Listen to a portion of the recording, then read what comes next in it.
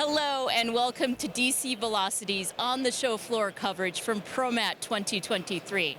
My name is Susan Lacefield, and today we are in the Stow booth and in the North Hall of the show floor. And I'm with Nate Richter, who is the Managing Director of Stow Robotics US. Nate, thanks so much for joining us today. Absolutely. Happy to be here, Susan. Thanks. So for people who might not be familiar with Stow, can you give a little bit of background about the company and where you fit in the materials handling and logistics space? Yeah, absolutely. So Stow is the largest racking manufacturer globally by tonnage, and we just started here in the U.S. in 2021. So we're kind of a startup. We're a newcomer here in the industry, but we're having a lot of fun growing so far.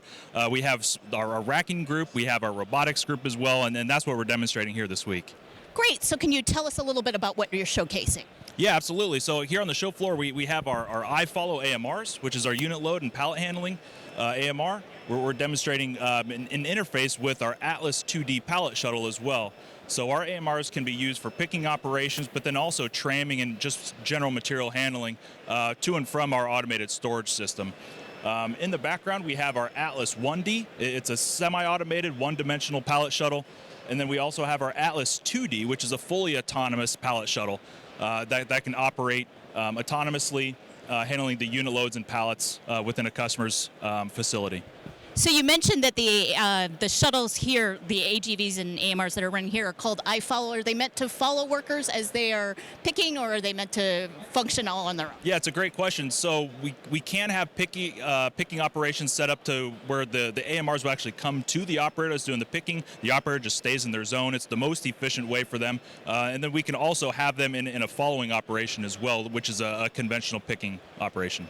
Excellent. And do you have a lot of facilities where you have all of this automation working together, or is there just one and a lot of facilities and then they build from there? Yeah, it's a great question. So a lot of our products are complementary, which is why we acquired the iFollow group last May. They can work seamlessly with our Atlas 2D pallet handling system, and then if the customer is doing layer picking, case picking, that would be using our e.scala tote and bin shuttle as well. So all three technologies can absolutely work together in the same facility. Great. And what are some sweet spots for some of your automation? Where do they work best? Yeah, so half of our live projects right now are in the cold chain. So deep freezer, so both the AMRs and the Atlas shuttles can operate within the freezer space. Then on the e.scala, the tote handling shuttle, we've partnered with Phononic, who can do a chilled tote, so we can operate within the grocery space as well. So that's been a great niche because we have proprietary technology that can allow us to operate within that deep freezer environment. Right. It seems unusual that something high-tech like this wouldn't be affected by the cold. Yeah, exactly. So that's why we have a patent on it, because normally condensation's a big issue. Components and sensors and batteries surviving within a deep freezer is not an easy challenge. So it's one of the niches that we jump on, and we've had success in it. Excellent. So for people who are at the show, where can they find you? Susan, so we're way back in the North Hall, booth 6065.